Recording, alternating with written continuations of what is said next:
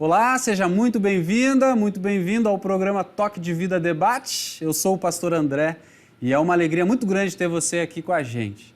No Toque de Vida Debate de hoje, vamos continuar falando sobre as mulheres e a teologia. A história testemunha que o estudo da teologia continua sendo, majoritariamente exercido por homens. No luteranismo, por exemplo, os mais proeminentes estudiosos da teologia eram homens. Mas esse cenário vem mudando, você sabia? Atualmente, mulheres estão se interessando pelo estudo da teologia. Mas quais os desafios essas mulheres enfrentam ao ingressar neste universo que é majoritariamente masculino?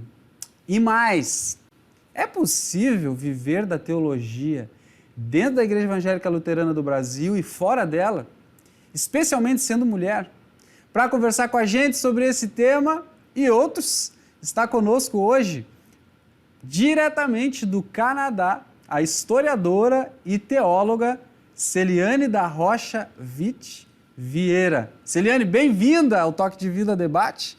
É um prazer enorme falar com você, especialmente sobre esse tema da teologia e as mulheres.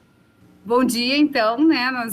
Eu sou a Celiane, moro um pouquinho longe, já faz um ano e meio que eu não moro mais no Brasil, então o friozinho tá chegando aqui agora, inverno, na verdade, está indo embora, tá melhorando um pouquinho. Obrigada pelo convite também, né?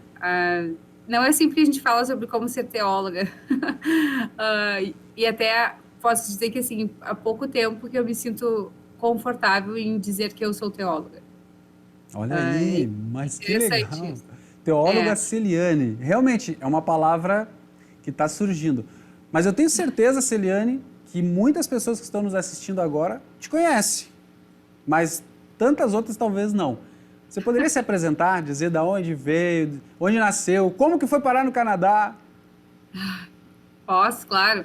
Eu sou gaúcha, nasci no interior de Três Forquilhas, é um município, aí fui morar em Porto Alegre quando eu era criança, ainda tinha 5 aninhos.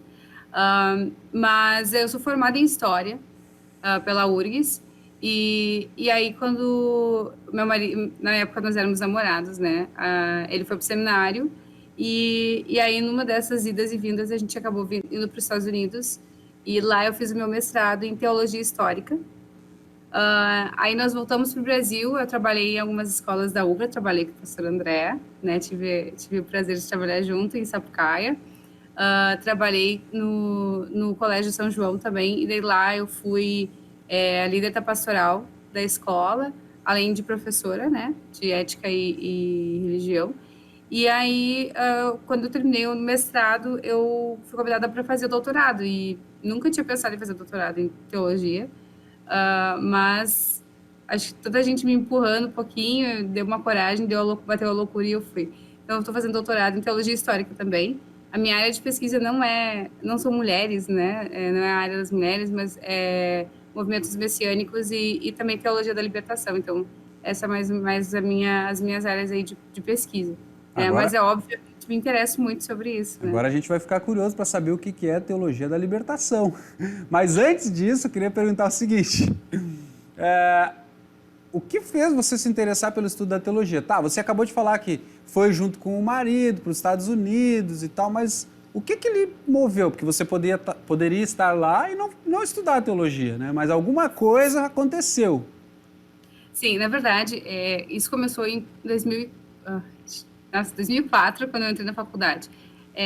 Eu fui fazer faculdade de História, e eu sempre amei História, né? E lá fazia na URGS, então é um ambiente muito legal. Eu fui exposta a muitas coisas diferentes do que eu estava acostumada. Os professores maravilhosos, mas teve um momento, uma professora que foi bem difícil para mim, porque ela me ridicularizou por eu ser cristã. E aquilo acabou comigo, assim, eu saí da sala e aí vieram me perguntar por que eu estava fazendo história se eu era cristã, e eu disse, ué, mas né, quando eu fiz vestibular eu não vi em nenhum momento dizendo que você não podia ser cristão para fazer vestibular para história, né, para estudar história. E isso foi... E aí eu cheguei em casa, na época eu era, Alexandre, meu marido, nós éramos noivos na época, e eu disse, bah, eu vou sair da história, porque eu não aguento, me senti muito mal e tal. E aí ele disse, não sai, porque é uma das coisas que tu ama fazer, tu ama mesmo. E o que tu vai fazer daí? Eu falei, vou para letras, vou para fazer literatura. E aí ele disse, mas a tua paixão é a história do Brasil, como é que tu vai, né, chegar lá? E aí a gente conversou e aí eu falei, então de repente eu vou tentar fazer teologia também, junto com a história. E aí foi isso que eu fiz. Aí a gente pediu, na época, o seminário tinha um contrato, um acordo com a UBRA, que as esposas de seminaristas, elas tinham bolsa para fazer teologia se elas quisessem. Como eu ainda era noiva, a gente pediu autorização para o diretor, diretor do curso, e ele, na época, liberou, e daí eu consegui a bolsa. Mas aí, o que acontecia? Eu não conseguia fazer muitas cadeiras, né? Fazia uma disciplina por semana, aliás, desculpa, por semestre. Então, era uma manhã por semana que eu conseguia ir, mas isso já me deu muito mais força, e aí eu me senti muito melhor, também acabou a disciplina com a outra professora que tinha me tratado um pouco mal, e os outros professores sempre me respeitaram muito, mesmo sabendo que eu era cristã, eles sempre foram muito respeitosos. Mas foi aí que despertou um pouquinho para mim a questão da teologia. Foi essa situação de me sentir menosprezada pela minha fé. Muito interessante. Olha, ouvindo o teu relato da tua experiência, eu fiquei pensando que o quanto às vezes um momento que para nós é ansiogênico, é triste, né? Mas Deus às vezes tem um propósito com aquele momento ali. E talvez na sua vida esse relato aí seja um testemunho que você tem para dar. E que bom, porque certamente Deus te orientou, né? Te guiou para o estudo da teologia e você não parou mais, hoje está fazendo doutorado. Então responde para a gente, porque eu creio que quem está nos assistindo agora está curioso para saber o que é teologia da libertação. A teologia da libertação foi um movimento dentro da Igreja Católica, iniciou na década de 60. No final da década de 60, 1968, na verdade, é quando a gente tem a data de uma conferência em Medellín, quando os teólogos católicos eles se juntaram e eles organizaram um movimento, seria um movimento teológico dentro da Igreja Católica, voltado especificamente para os pobres. A Igreja, então, entendendo que precisava ter uma teologia, a gente chama de uma das teologias que são contextuais, porque elas trabalham com as pessoas daquele local. E aí foi a primeira teologia que foi desenvolvida exatamente pensando na América Latina. A gente tinha muita influência da Europa ainda, né, na época, mas a teologia da libertação ela vem com essa ideia. O maior nome da teologia da libertação que eu gosto muito de estudar é o Gustavo Gutiérrez, ele é peruano, ele ainda é vivo, e ele escreve muito, muito sobre a teologia da libertação como algo que a gente é libertado em Cristo, e essa libertação em Cristo, ela faz com que a gente entenda que a gente precisa trabalhar para a justiça no mundo, para auxiliar os pobres, auxiliar as pessoas que são os oprimidos da sociedade, os esquecidos da sociedade. Então, essa, em geral, assim, num resumão, assim, seria essa a ideia da teologia da libertação. Obviamente que nós temos várias outras influências dentro da teologia da libertação, e aí influências políticas também. E aí, então, a gente hoje já chama de teologias da libertação, porque existem vários movimentos, mas o movimento inicial ali, com o Gutiérrez, é o que eu acho mais interessante. E é uma das coisas que eu gosto, porque é bem latino, e a gente tem um movimento bem forte no Brasil também, com as comunidades de base, né, que também surgiram nessa época. Pelo que eu entendi, então é um movimento voltado para o trabalho junto às pessoas menos favorecidas economicamente. Isso. A ideia é que você se preocupe com o todo da pessoa. Então, a teologia da libertação, ela vai dizer que a gente tem que se preocupar com o espiritual, mas também com o corpo. Então, os teólogos da libertação, eles têm essa questão de sempre voltar a teologia aplicando aos pobres também, pensando como os pobres que antes da década de 70, ali no final de 60, não eram tão incluídos dentro das teologias, dentro do pensamento da igreja como um todo. E aí essa é a ideia mesmo da teologia da libertação, uma libertação do pecado, porque a pobreza, as injustiças, a opressão do mundo, ela é uma consequência do pecado. Então, a gente é livre do pecado, a gente é libertado do pecado através de Jesus Cristo. Mas, de novo, existem teologias de libertação que fogem um pouquinho disso, que esqueceram um pouco de Jesus e aí elas apontam para outros lados, como a questão da luta de classes, por exemplo, como uma das coisas mais importantes. E o Gutierrez sempre vai falar, não, aqui o foco sempre, Jesus é o principal, é o caminho, e aí a partir dele a gente tem a libertação das outras coisas. Eu ia mesmo perguntar isso, porque a sensação que eu tenho é que às vezes a teologia da libertação se mistura, se confunde um pouco com a teologia da prosperidade. Quando fazer com que as pessoas saiam daquele estado de pobreza se torna o fim em si mesmo, e Cristo acaba ficando um pouco de lado. Acontece isso nas teologias da libertação? Na verdade, a teologia da libertação ela é exatamente o oposto da teologia da prosperidade, no sentido de que você não está querendo que a pessoa saia. A teologia da prosperidade ela tem uma ideia de que se você não tem sucesso financeiro na vida, é consequência da sua falta de fé. Então, você consegue fazer, né? É centrado na pessoa, é uma teologia muito individualista. Você agrada a Deus, por exemplo, e Deus lhe dá o retorno, mais ou menos assim. Isso, é a ideia de que se você não tem, o problema é seu, você não tem fé suficiente, você não falou, você não pediu o suficiente, você não negociou com Deus o suficiente. A ideia da teologia da libertação é uma ideia de comunidade. Então, você não vai pensar só em si, você vai pensar em que eu tenho que ajudar os outros, ajudar a minha comunidade. E a pobreza, ela não é um sinal de falta de fé, ela é o que Deus tem para nós. Mas isso não quer dizer que Deus não nos ama. Então, é uma teologia que parte do pressuposto que Deus nos ama, independente da nossa situação. Diferente da teologia da prosperidade. Então, a libertação em primeiro momento é a libertação do pecado, que não importa se a gente é rico ou pobre, todo mundo precisa se libertar do pecado por meio do sangue de Cristo, né? Mas ela não visa a libertação da condição humana, porque é uma condição que está influenciada, por exemplo, pela má divisão das riquezas, né? E isso não tem muito a ver com Deus, tem a ver com a ganância humana e com quanto os seres humanos se apossaram de grande parte de bens e acabou faltando para outros.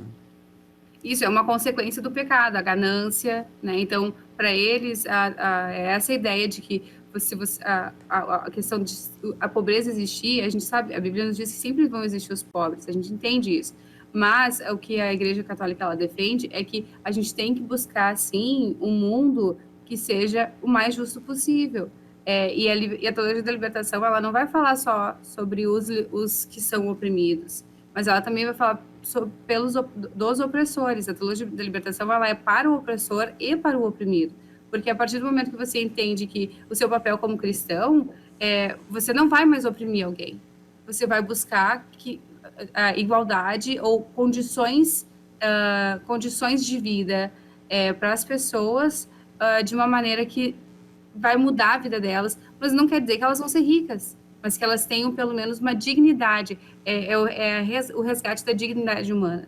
Seria mais ou menos pensar como o começo da igreja cristã, quando as pessoas que tinham mais posses começaram a dividir suas posses com as outras que tinham menos, no entendimento de que Cristo logo voltaria, então as posses realmente não fazem sentido nessa perspectiva de que se nós vamos todos para junto de Cristo, o que vai me adiantar as minhas posses, né? Elas não adiantam nada para mim, né? Dá para sentir na conversa com você que tem muito conteúdo para a gente explorar, então eu vou te explorar um pouco mais. Quero te perguntar o seguinte: o que faz uma teóloga, especialmente na igreja evangélica luterana, uma vez que ela não é ordenada pastora? Mas essa pergunta vai ser depois que a gente fizer um intervalo, que é rapidinho, para a gente continuar conversando com a Celiane Vieira, teóloga, sobre mulheres e teologia, nessa conversa que está fantástica. A gente já volta.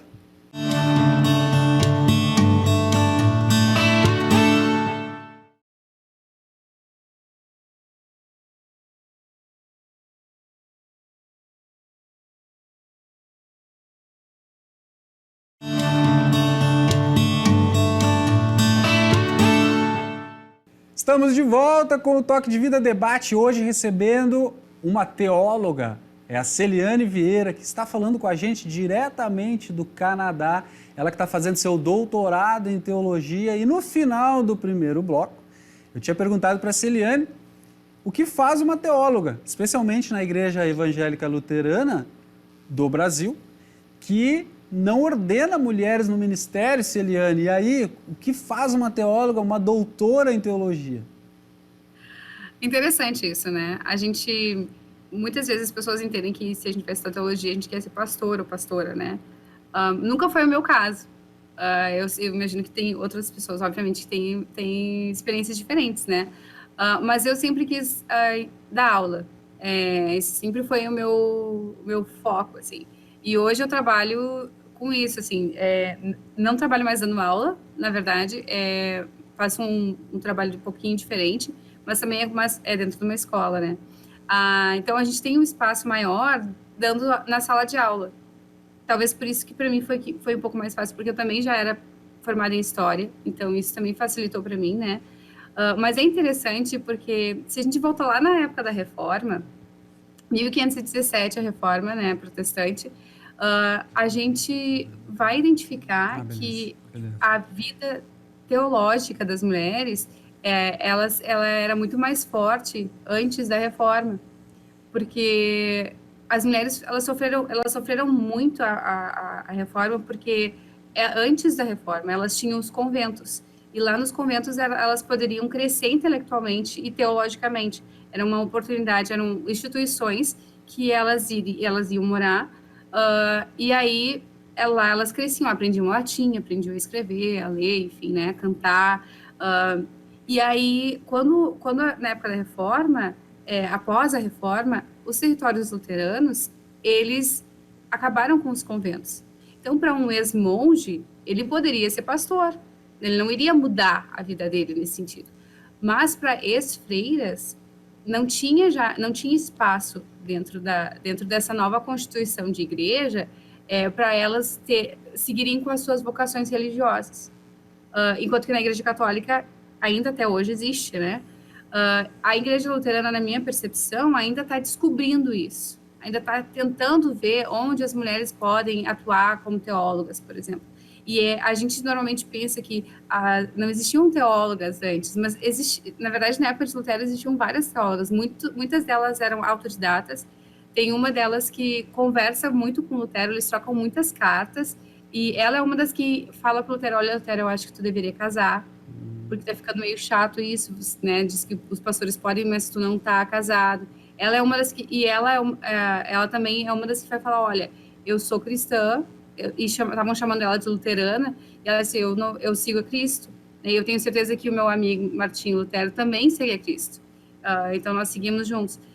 Então, esse espaço das mulheres dentro da teologia, não só na Igreja Luterana, Evangélica Luterana do Brasil, mas como um todo, ela ainda está dentro dos protestantes.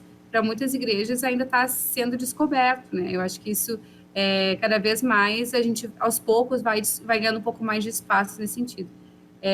Essa ideia de que a gente sempre quer ser pastora, isso acaba limitando muito, né, a visão do que a mulher pode fazer dentro da igreja como teóloga também. Aqui nos Estados Unidos e no Canadá, a gente tem mais oportunidades porque tem os programas de diaconia.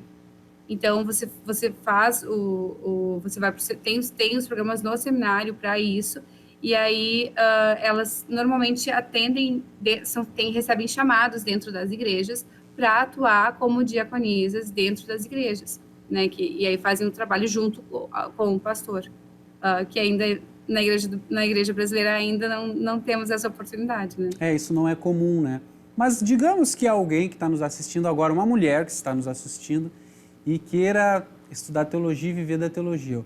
Além da teologia estar ligada à educação, onde a mulher daí, né, pode, e tem muitas mulheres que atuam, né, como professoras de ensino religioso, não só nas congregações, mas também nas escolas, nas instituições de ensino, né? Mas o que mais uma teóloga poderia fazer algo que não fosse ligado à educação? Tem alguma outra área que elas poderiam atuar? Na questão social, acho que isso é bem, bem forte também. né? Projetos sociais, se a gente olhar dentro das nossas congregações, a maioria dos projetos sociais que existem dentro das congregações, eles são liderados pelas mulheres. Né? Os departamentos femininos, os departamentos de servas dentro das nossas congregações, eles são muito ativos. Em geral, isso em todo lugar, isso não é só no Brasil, né? Eu ouvi um pastor aqui esses dias falando assim, eu vou ver com o departamento de servas, porque quando a gente entrega para elas, as coisas acontecem. Sabe? Então, tem muito essa ideia de que as mulheres, elas conseguem se organizar e realmente pensar projetos dentro das igrejas. E uma das coisas que talvez barra um pouco é porque isso normalmente não é visto como uma profissão ou algo que você vai conseguir viver disso, né? Normalmente é uma questão mais voluntária, é um trabalho mais voluntário. Mas, e aí também, aí tem essa questão de que, de repente, as nossas congregações, elas podem também abrir um espaço maior, daqui a pouco, para essas líderes, né? Trabalhar com jovens. A gente tem muitos na América do Norte, a gente tem muitos líderes de ministérios com jovens que são mulheres. Então, tem não só com as crianças, normalmente no Brasil também é isso, né? As mulheres é a questão social e o trabalho com as crianças. Mas tem outras coisas que também as mulheres são chamadas para fazer e elas têm vocações para isso, né?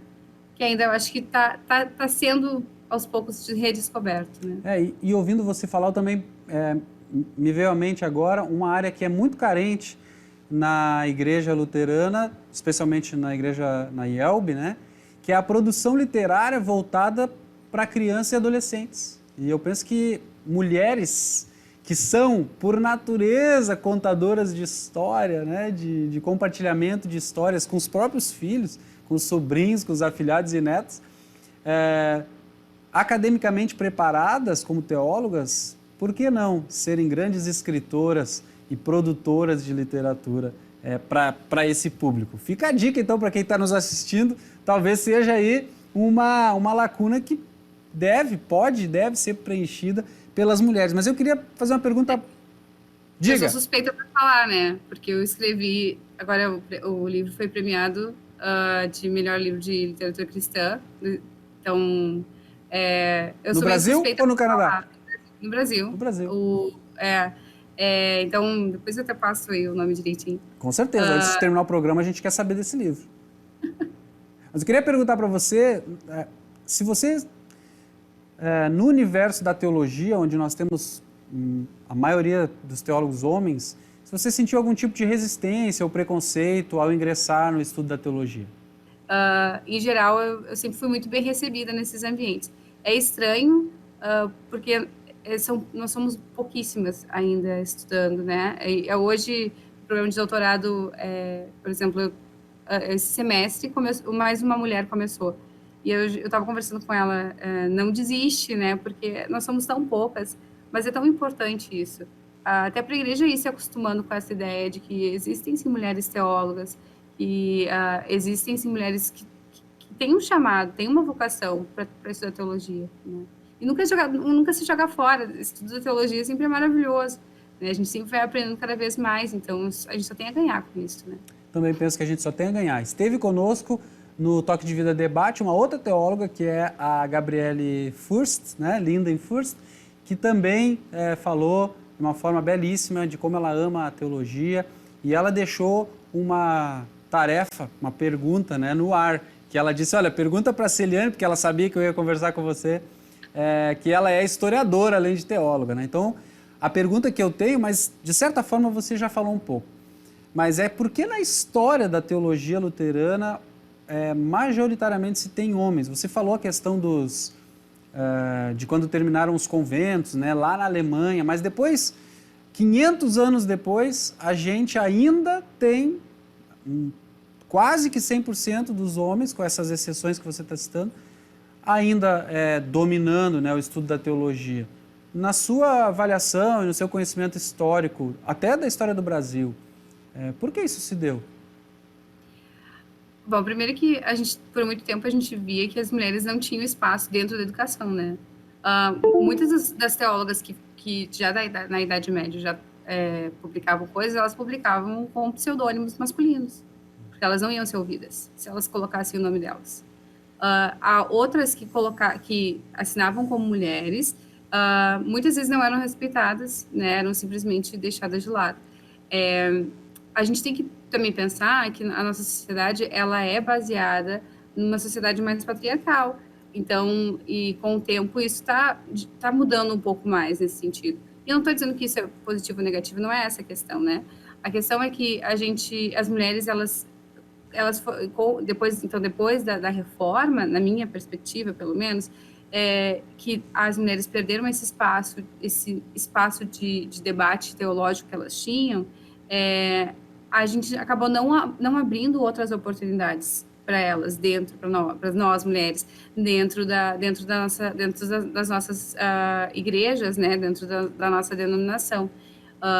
Talvez isso pode ser uma consequência de que passou a se entender que as vocações das mulheres elas estavam muito mais conectadas com a questão da educação, por exemplo, do que exatamente o estudo da palavra. Mas na minha perspectiva isso não é uma coisa, não são coisas que se repelem, elas se atraem, né?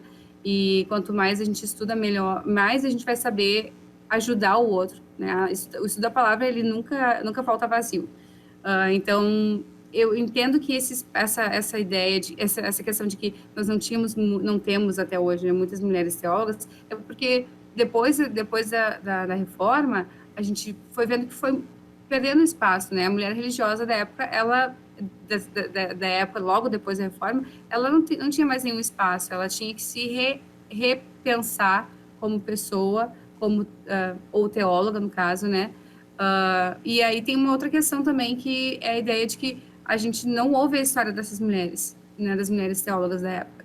Eu estava lendo esses dias um livro de uma teóloga luterana da Finlândia, e ela escreveu um livro sobre a reforma, as mulheres da reforma.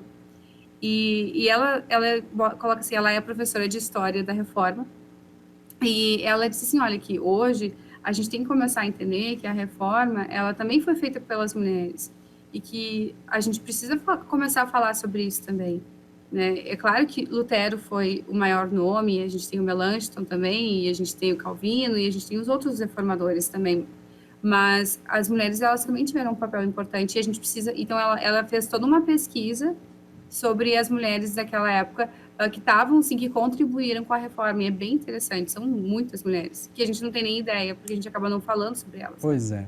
Quais dicas você daria para as mulheres que estão nos assistindo e que sentiram uma vontade de estudar teologia?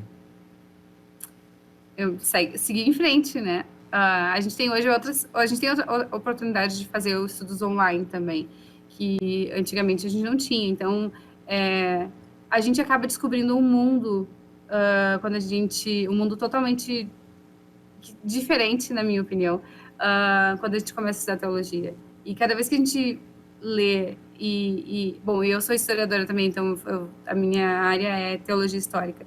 Eu gosto de entender por que essas coisas acontecem, né? Por que esses movimentos estavam acontecendo, e isso faz parte também dos debates teológicos, né? Como é que a gente vai entender o que estava acontecendo naquela época, por que estavam falando aquilo, se a gente não entende o contexto daquilo, né? Então, eu digo assim, sempre é maravilhoso você poder estudar a palavra de Deus, e ainda depois conseguir compartilhar com outras pessoas, né? Como eu falei antes, não falta vazio, né? Vale a pena. Celiane, muito obrigado pela sua participação. O Toque de Vida está chegando ao fim, é uma pena, mas a gente tem um tempo limitado. Quero agradecer demais, parabenizar você, desejar que Deus abençoe você. E se as pessoas que estão nos assistindo quiserem saber sobre o seu livro, que não vai dar tempo da gente falar, mas quiserem encontrar a Celiane nas redes sociais, como é que acha você lá? Olha, eu quase não uso rede social, vou te falar a verdade, hein? Então, como é que faz para entrar em contato? Tem que ter um contato aí pra gente. Tem que ter um contato, pode ser. Eu tenho... Vixe, olha só. Eu tenho Instagram, mas meu Instagram é interessante. Não tem meu nome, na verdade. É The Brazilian One. Foi muitos anos que eu fiz. Brazilian One. The Brazilian One. Porque isso foi quando eu morava nos Estados Unidos, a gente ficava falando, se juntava, e aí sempre assim, Ah, quem é? Ah, é The Brazilian One. Não sabia o nome, então, né? Aí Muito eu obrigado.